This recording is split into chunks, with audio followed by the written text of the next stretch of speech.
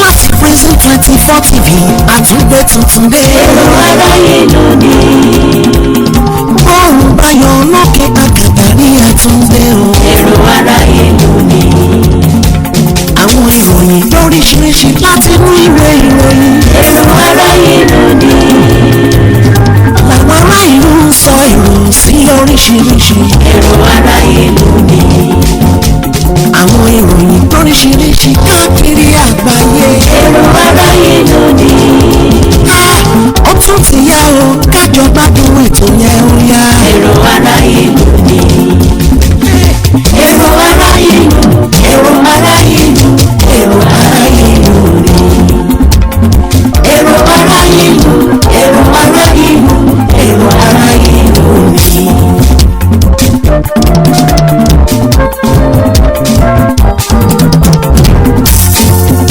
ṣé wọ́n ń gbọ́ ṣọ́ńtẹ́tì àwọn tí ọ̀rọ̀ kan ń ṣọ́ńtẹ́tì ṣé wọ́n ń gbọ́ òun ṣọ́ńgbọ́ṣá àwọn aláṣẹ orílẹ̀-èdè wa ṣọ́ńgbọ́ṣá.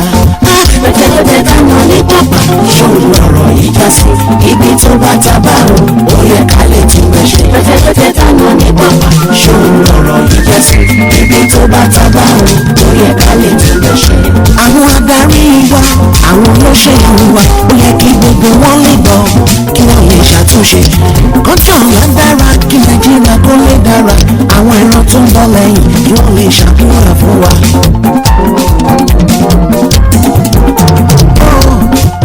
àṣà tó gorí ọ̀bẹ̀rẹ̀ lè téńté ojú tó lé ojú tó kọ káyé ilé ojú tó kọ ìròyìn jákèjádò àgbáyé lórí èrò aráyé lónìí.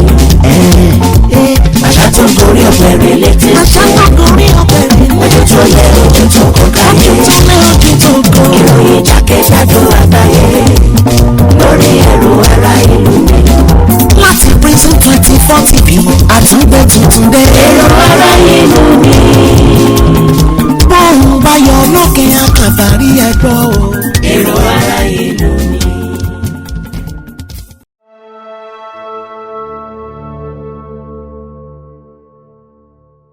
Yes.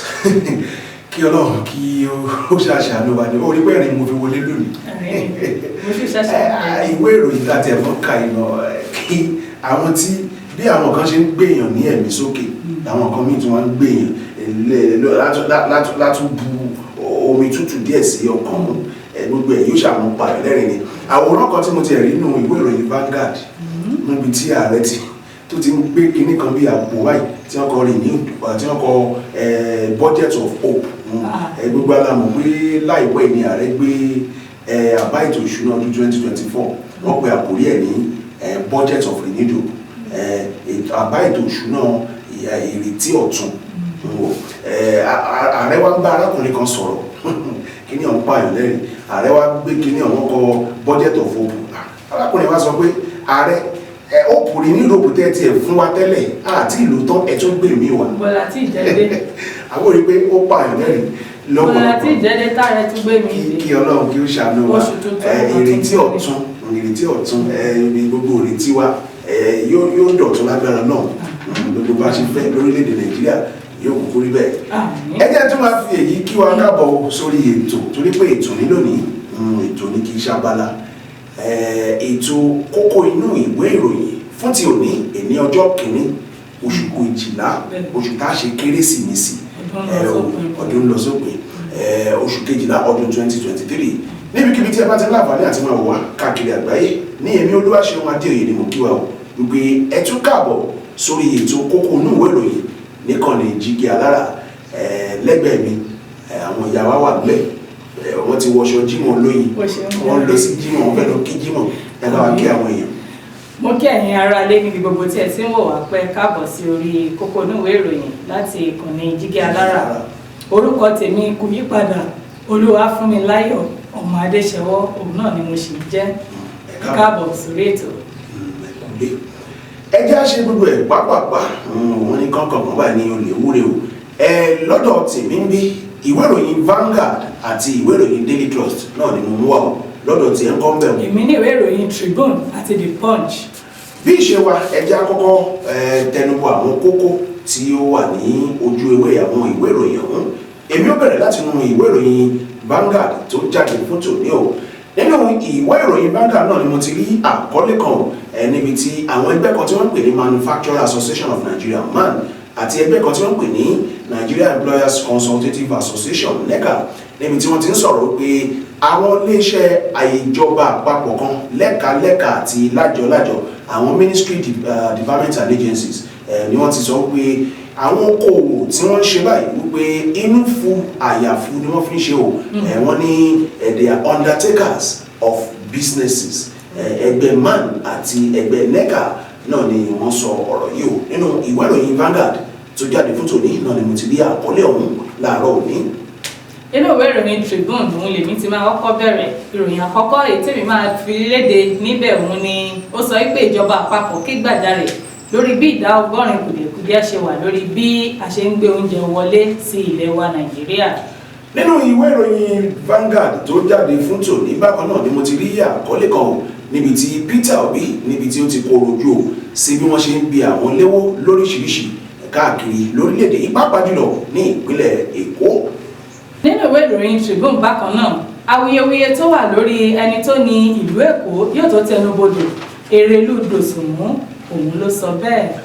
nínú ìwé ìròyìn Vanguard náà mo kúkú sí wa níbẹ̀ náà ni mo ti rí ìròyìn eléyìí dá lórí ayọ̀nípò tí ó ń lọ lọ́wọ́ ní ìpínlẹ̀ Ondo ni o wọ́n ní àwọn aṣòfin ní ìpínlẹ̀ Ondo ni wọ́n sọ pé wọ́n ti withdraw kéèsì wọ́n ní wọ́n ti já mi lórí ẹjọ́ tí wọ́n pè tako ẹjọ́ tí ayédatiwa pè pé lè yọmísẹ̀ gbogbo àná la mọ̀ pa lọ́wọ́lọ́wọ́ tí ó ń lọ lọ́wọ́ ní ìpínlẹ̀ Ondo àwọn aṣòfin wọ́n ti já mi lórí ẹjọ́ ọ̀hún tí wọ́n fẹ́ pè tako yíyọ ayédatiwa gẹ́gẹ́ bí igbákejì gómìnà ní ìpínlẹ̀ Ondo.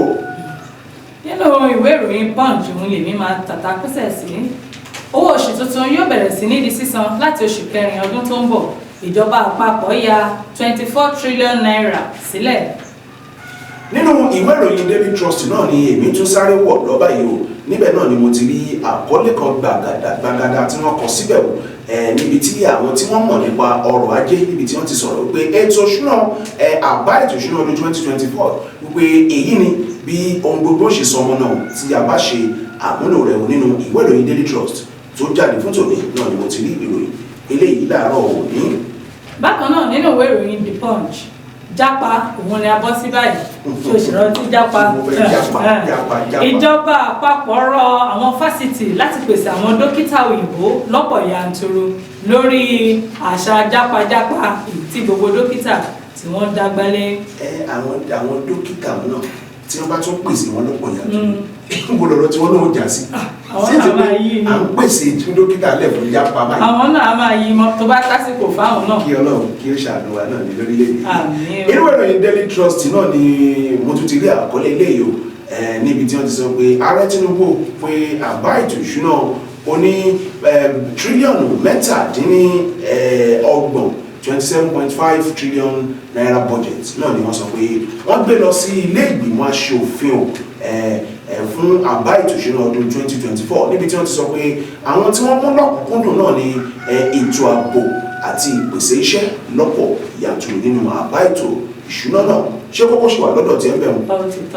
ẹ̀jẹ̀ tó sáré mú kókó eléyìí o lórí ìdìbò tí yóò wáyé ní ìpínlẹ̀ lónìí ọdún 2024 náà ni o wọ́n ní Ọbaṣẹ́kì ti sọ o àwọn tí wọ́n yóò dìtámì bóyá Philip Shuaibu bóyá yóò díje ìdìbò gómìnà ní inú ìdìbò tí ó ń bọ̀ ní ọdún tó ń bọ̀ àbí kò ní dìbò gẹ́gẹ́ bí gómìnà nínú ìwé ìròyìn Daily Trust náà ni mo ti rí ìròyìn eléyìí láàárọ̀ ní o. ní báyìí tẹ́ ti gbọ́ àwọn kókó ọ̀hún ẹ jẹ́ ká wá tẹsẹ̀ bọ́ ṣòkòtò ètò ọ̀hún báyìí ní sàn-án ṣùgbọ́n ká tó ṣe bẹ́ẹ̀ ẹ jẹ́ ká sáré dókè lọ́hùn ká wò ta ní fún wa ń bẹ̀ ká tó wá padà bẹ̀rẹ̀ àwọn kẹtẹpẹ wọn ní kọ̀ọ̀kan ìjèjì ẹ máa bá kánú à ń padà bọ̀.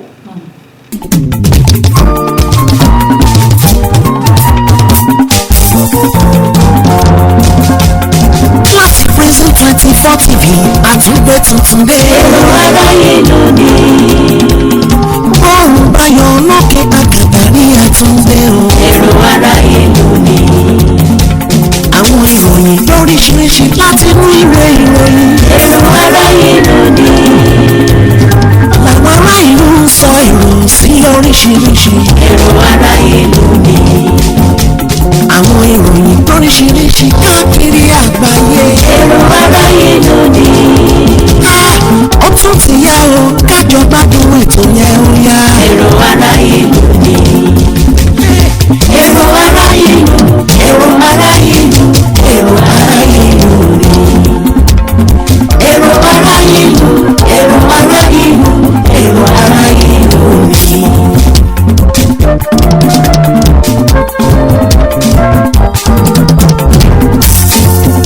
ṣé wọ́n gbọ́ ṣọ́ńtẹ́tì àwọn tí ọ̀rọ̀ kan ṣọ́ńtẹ́tì ṣé wọ́n gbọ́ òun ṣọ́ńgbọ́ṣá àwọn aláṣẹ orílẹ̀-èdè wa ṣọ́ńgbọ́ṣá.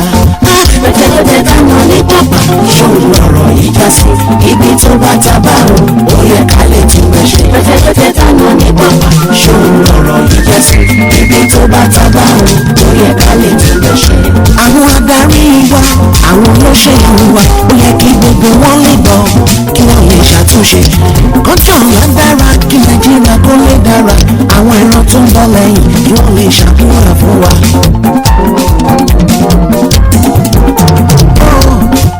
àṣà tó gorí ọ̀bẹ̀rẹ̀ lè téńté ojú tó lé ojú tó kọ káyé lọ́lẹ́ ojú tó kọ ìròyìn jákèjádò àgbáyé lórí èrò aráyé lónìí. àṣà tó gorí ọ̀bẹ̀rẹ̀ lè téńté aṣáájú ọ̀bẹ̀rẹ̀ ojú tó lé ojú tó kọ káyé lọ́lẹ́ ojú tó kọ ìròyìn jákèjádò àgbáyé lórí èrò aráyé lónìí. láti prison 2040 bí àtúndé tuntun dé. èrò aráyé lónìí. bóun bá yọ lókè àkàbàrí ẹgbọ́ o. èrò aráyé lónìí. jáde fún tòní náà ni màá ti mú o níbi tí àwọn ẹgbẹ́ tí wọ́n ń pèsè nǹkan lórílẹ̀‐èdè Manufacturer Association of Nigeria àti ẹgbẹ́ kan tí wọ́n ń pè ní NECA Nigerian Employers Consultative Association níbi tí wọ́n ti ń sọ̀rọ̀ pé àwọn ilé-iṣẹ́ ìjọba lẹ́ka àti lájọ ministry department and agencies níbi tí wọ́n ti sọ pé àwọn okòwò tí wọ́n ṣe o wọ́n ní inú fu àti àyàfu náà ni wọ́n ti ń ṣe gbogbo ẹ̀ báyìí o látàrí bí nǹkan ṣe pakasọ ní orílẹ̀-èdè wa Nàìjíríà níbi tí wọ́n ti sọ pé wọ́n kọminú o lórí bí ọ̀wọ́n gógó nǹkan bí ó ṣe gbalẹ̀ bí ọ̀gbàgbà rẹ̀ ṣe gbalẹ̀ ní orílẹ̀-èdè wa Nàìjíríà o wọ́n tún kọminú lórí bí owó orí tí à ń san bí ó ṣe di ìlọ́po tí wọ́n sì sọ pé látàrí gbogbo eléyìí o ó ṣeé ṣe kí wọ́n gùn lé kí ìyanṣẹ́lódì kí ó pọ̀ káàkiri o bákan náà ni wọ́n tún sọ pé orílẹ̀-èdè wa Nàìjíríà pé a nílò okòwò pé a nílò àwọn olùdókòwò láti lè jẹ́ kí ìpèsè iṣẹ́ kí ó pọ̀ sí lórílẹ̀-èdè yìí o bákan náà ni wọ́n tún gbóríyìn fún ìgbìyànjú àwọn iléeṣẹ́ o lórí ìmúpadà àwọn olókòwò ẹnu mi àgbo àwọn olókòwò lórí ìmúpadàbọ̀sípò ọrọ̀ ajé ní orílẹ̀-èdè wa Nàìjíríà lórí kókó yìí náà ẹni tí wọ́n ń pè ní Bismarck Lùwádìí tí ń ṣe olùdarí àgbà fún àjọ kan tí wọ́n pè ní Financial Derivative Company òun náà tún sọ̀rọ̀ wípé ó sọ̀rọ̀ nípa àbá ètò ìṣúná ọdún 2024 ó ní kò sí nǹkan tí ó kan àwọn èèyàn nínú àbá ètò ìṣúná náà nígbà tí owó tí wọ́n ń ta búrẹ́dì àti owó tí wọ́n ń ta ìrẹsì tí ó bá ṣì wà lókè lórílẹ̀‐èdè yìí o Rìwánì Bismarck náà ni ó sọ̀rọ̀ yìí nínú ìwé ìròyìn Vanguard tó jáde fún tòní. nínú ìwé ìròyìn The Punch òun lèmi ti máa bẹ̀rẹ̀ ìròyìn àkọ́kọ́ níbẹ̀ òun ni ó sọ pé owó oṣù tuntun yóò bẹ̀rẹ̀ sí ní di sísan láti oṣù kẹrin ọdún tó ń bọ̀ ìjọba àpapọ̀ ya 24 trillion naira sílẹ̀ ìjọba àpapọ̀ sọ ní ọjọ́bọ̀ wípé owó oṣù tí ó kéré jùlọ tí wọ́n ṣẹ̀ṣẹ̀ fẹnu kò lè yóò bẹ̀rẹ̀ sí ní di sísan láti ọjọ́ kìíní oṣù kìíní ọdún 2024 mínísítà fún ìròyìn àti ìlanilọ́yẹ̀ Idris Mohammed ló sọ èyí di mímọ̀ nínú ètò ìfọ̀rọ̀wérọ̀ kan tí ó ṣe ní ìlú Àbújá ó ní owó oṣù tó kéré jùlọ tẹ́lẹ̀ tó jẹ́ 1,000 ni yóò máa tẹnubodò nínú oṣù kẹta ọdún 2024 Mohammed tẹ̀síwájú ó ní gẹ́gẹ́ bí ètò ìṣúná fún ọdún 2024 sí ọdún 2026 ó ní ìjọba àpapọ̀ yóò ná tó 24.66 trillion naira lórí owó oṣù àwọn òṣìṣẹ́ ní 2024, 2025 àti 2026. Ó ní nítorí owó ìrànwọ́ orí epo tí ààrẹ Bọ́lá Tinubu yọ ní ọjọ́ 29 oṣù karùn-ún ọdún 2023 ní ìjọba àpapọ̀ ṣe gbà láti máa san ẹgbẹ̀rún lọ́nà márùndínlógójì fún owó oṣù tó kéré jù. Ẹgbẹ́ òṣìṣẹ́ sì sọ pé fún ìgbà díẹ̀ ni èyí yóò fi wáyé kí wọ́n tó ṣe àtúnṣe sí ní ọdún 2024. Ìròyìn yẹn kò tán síbẹ̀, ẹ lọ ka ẹ̀kúnrẹ́rẹ́ rẹ̀ nínú ìwé ìròyìn The Punch. Ìpínlẹ̀ Ondo náà ni bàálù tún gbé mi balẹ̀ bàgẹ̀ sí báyìí o lórí ọ̀rọ̀ àyọ́nípò ibi tí ọ̀rọ̀ dé dúró ń bẹ̀ náà ni a tún fẹ́ gbé sí ní létí báyìí o náà ni wọ́n fàyọ látinú ìwé ìròyìn Vanguard tó jáde fún tòní lórí impeachment tí ó ń lọ lọ́wọ́ ní ìpínlẹ̀ Ondo. Wọ́n ní àwọn aṣòfin ní ìpínlẹ̀ Ondo ni wọ́n sọ pé wọ́n ti já mi lórí ẹjọ́ tí wọ́n fẹ́ pè tako ayédatiwa lórí bí ó ṣe sọ pé wọn ò lè yọ nípò gẹ́gẹ́ bí igbákejì gómìnà ní ìpínlẹ̀ ọ̀hún, tí wọ́n sì sọ pé ìgbésẹ̀ táwọn gbé wọn pé àwọn gbé láti lè gba àlàáfíà láàyè ní ìpínlẹ̀ ọ̀hún ni o. Ilé ìgbìmọ̀ aṣòfin ní ìpínlẹ̀ Ondo lábẹ́ ìdarí abẹnugan Lámìdé Ọládìjí ni wọ́n ti já mi lórí ẹjọ́ kan tí wọ́n fẹ́ pè tako igbákejì gómìnà ìpínlẹ̀ náà Ọ̀gbẹ́ni Lucky Ayédatiwa tí ó ti fi ojú winá ìyọkúrò nípò látàrí àwọn ìwà kan tí ó wù tí wọ́n ka àwọn ẹ̀sùn ọ̀hún sí lẹ́sẹ̀ o. Àwọn aṣòfin náà nípasẹ̀ àwọn ikọ̀ agbẹjọ́rò wọn tí dókítà Rẹ̀mí Peters tí ó léwájú, wọ́n ní ìgbésẹ̀ tí àwọn gbé yìí jẹ́ ọ̀nà láti jẹ́ kí àlàáfíà ó jọba ní ìpínlẹ̀ Ondo ni o. Ó wá sọ síwájú sí o, ó sọ níwájú onídàájọ́ náà pé àwọn ẹgbẹ́ òṣèlú náà ti wá ojútùú sí ọ̀rọ̀ náà láàrin ara wọn, torí bẹ́ẹ̀ ní orúkọ àwọn olùpẹ̀jọ́ àwọn pé àwọn wà láti wá wọ́gilé ẹjọ́ náà ní wàrà sísà. Ó ní láti gba àlàáfíà láàyè àwọn fẹ́ já mi lórí ẹjọ́ kòtẹ́milọ́rùn tí àwọn ń gbèrò rẹ̀ tẹ́lẹ̀ yìí. Ìgbésẹ̀ rẹ̀ láti wọ́gilé ẹjọ́ náà ni ó jẹ́ èyí tí agbẹjọ́rò tí ó ṣojú igbákejì gómìnà náà Ọ̀gbẹ́ni Adeoy faramọ́, tí òun náà sì fìdí ẹ̀ múlẹ̀ wípé gbogbo ohun tí ó rọ̀ mọ́ ìgbésẹ̀ náà ni wọ́n ti fi tó òun pàápàá létí.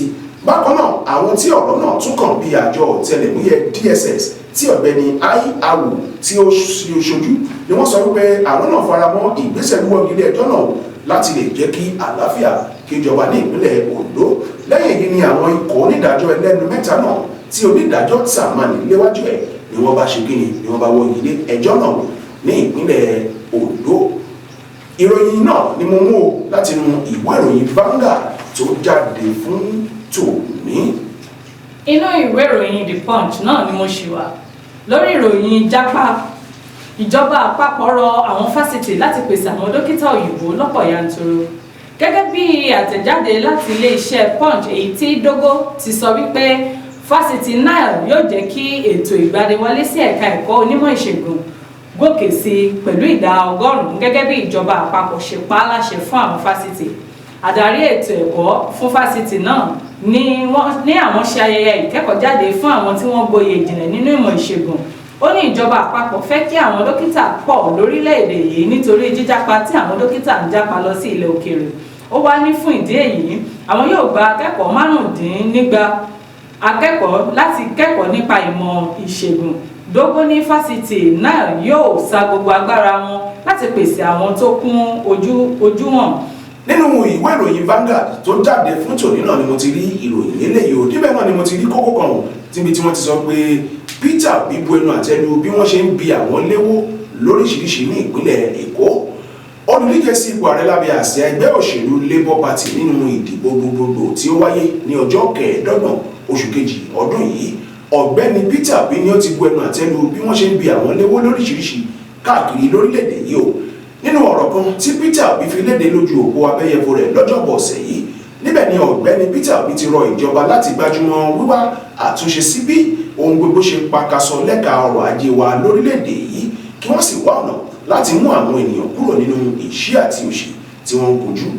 Olùdíje sí ipò ààrẹ náà sọ wípé pẹ̀lú àìdínú ọkàn tí òun fi rí bí nǹkan ṣe ń lọ lọ́wọ́ lórílẹ̀-èdè yìí, bí wọ́n ṣe ń bi àwọn léwó lóríṣiríṣi, ó sì mọ̀ dájú ṣáká wípé èyí yóò tún dákún ìnira tí àwọn ọmọ orílẹ̀-èdè yìí tí wọ́n ń kojú ni.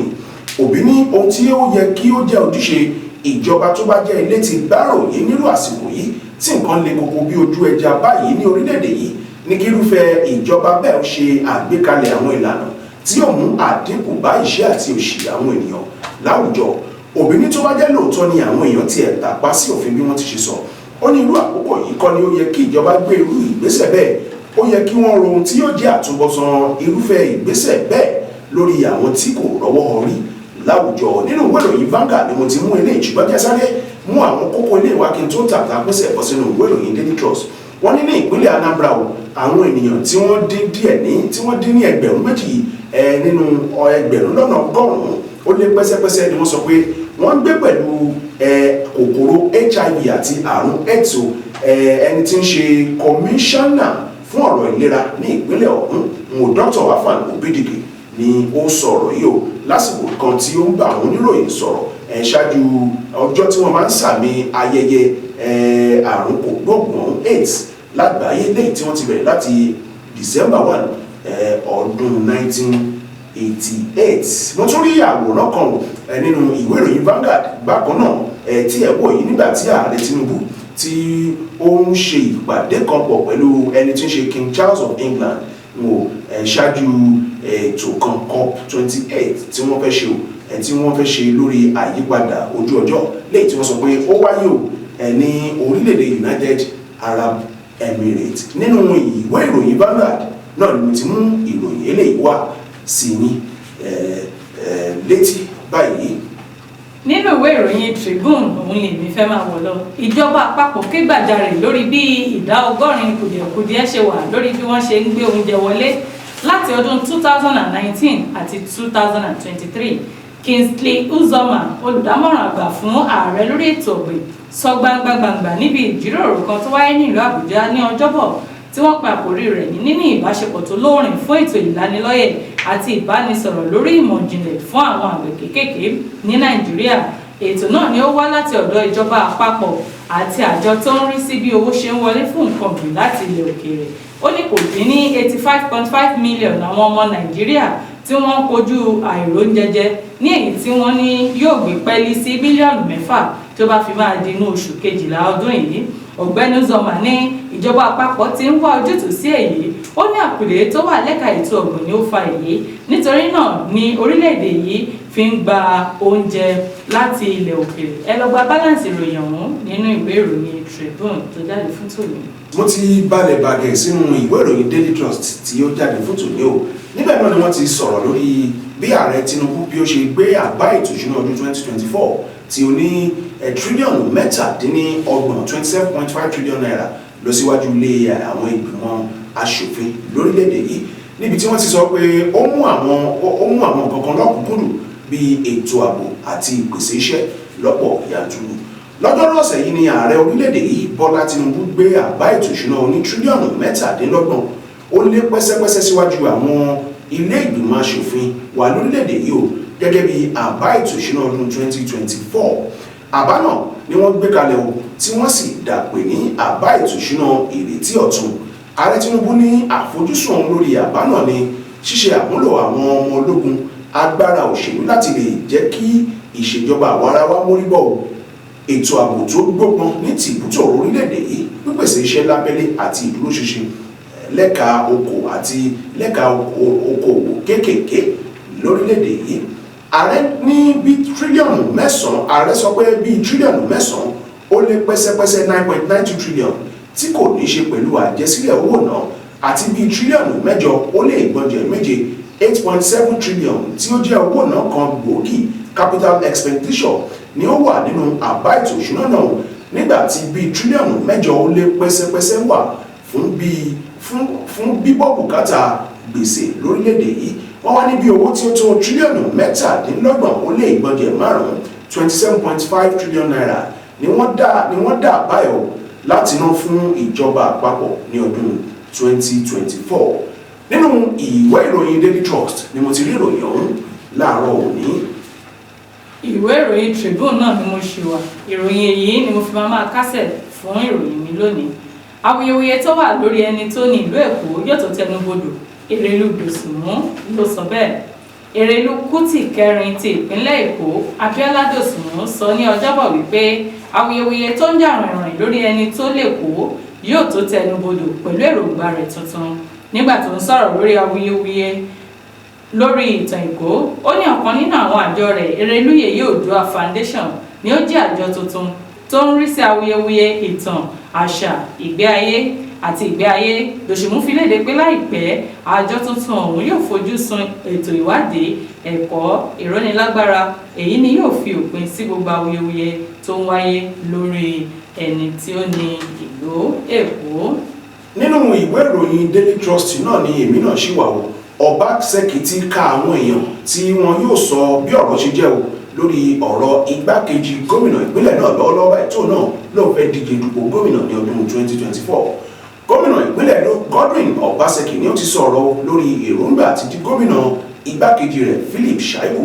Tí a bá gbàgbé lọ́jọ́ ajé ọ̀sẹ̀ yìí ni Shaibu ti ṣe igbákejì gómìnà ìpínlẹ̀ náà, ẹni tí ó ní àwọn gúngùngún kan pẹ̀lú ọ̀gá rẹ̀ ti ṣe gómìnà ìpínlẹ̀ náà. Gómìnà Obaseki ó ní ó kéde èròǹgbà rẹ̀ láti díje dupò gómìnà ìpínlẹ̀ náà.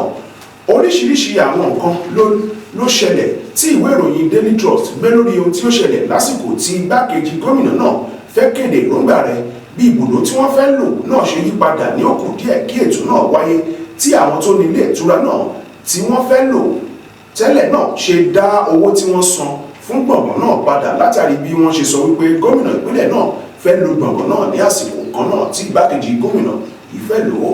Ṣùgbọ́n igbákejì gómìnà náà ṣàlàyé wípé èyí kò tún inú kankan lára òun torí pé òun kò ṣe é dá dúró rárá ní tòun. Shaibu ní wọ́n ti gbìyànjú àti dáhùn lọ́wọ́ kọ̀ ṣùgbọ́n tí orí kọ́ òun yọ ní àìmọye ìgbà. Ó ní òun pa ọkàn pọ̀ mọ́ ti àwọn ọmọ ìpínlẹ̀ Èdò, ó ní lágbára náà kò sí ohun tí ó lè dáhùn dúró. Lákòótán ó ní ọ̀ríjìnà ọmọ Èdò lòun tí òun sì tún jẹ́ ojúlówó ọmọ ọkọ ní ìpínlẹ̀ náà.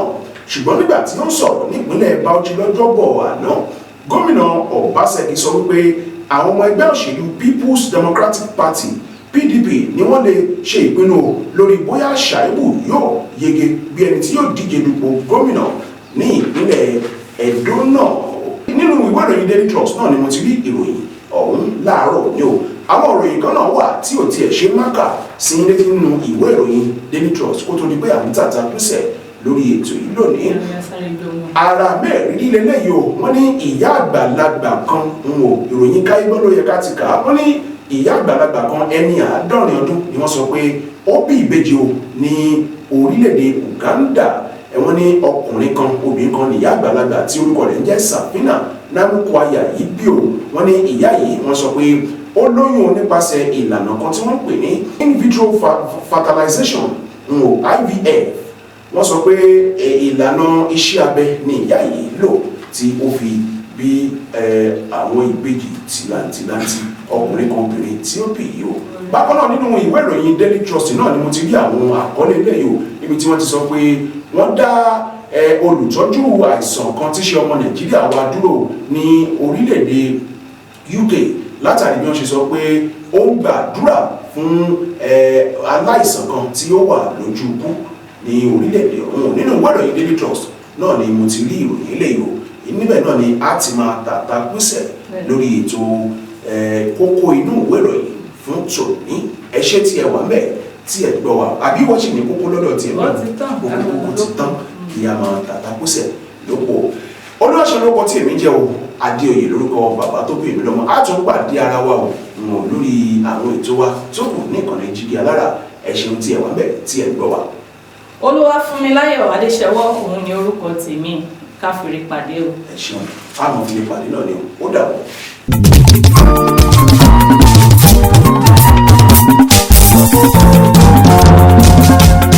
láti Prison 24 TV àtúgbé tuntun dé. èrò aráyé lónìí. bọ́ọ̀lù bayọ̀ lókè àgàbà ní àtúndé o. èrò aráyé lónìí. àwọn ìròyìn lóríṣiríṣi láti inú ìwé ìròyìn. èrò aráyé lónìí. làwọn ará ìlú ń sọ èrò sí oríṣiríṣi. èrò aráyé lónìí. àwọn ìròyìn lóríṣiríṣi káàkiri àgbáyé. èrò aráyé lónìí. ó tún ti yá o kájọba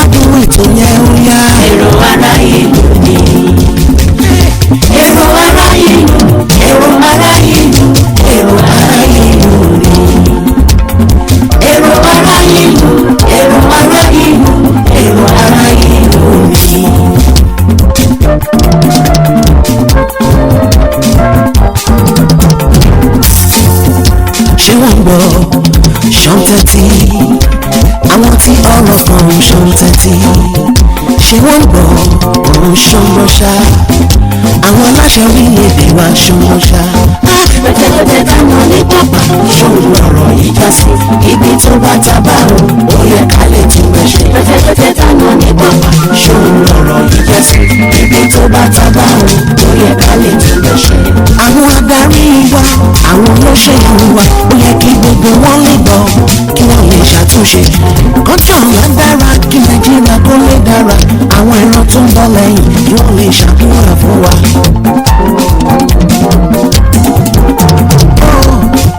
àṣà tó gorí ọ̀bẹ̀rẹ̀ lè téńté ojú tó lé ojú tó kọ káyé tó lé ojú tó kọ ìròyìn jákèjádò àgbáyé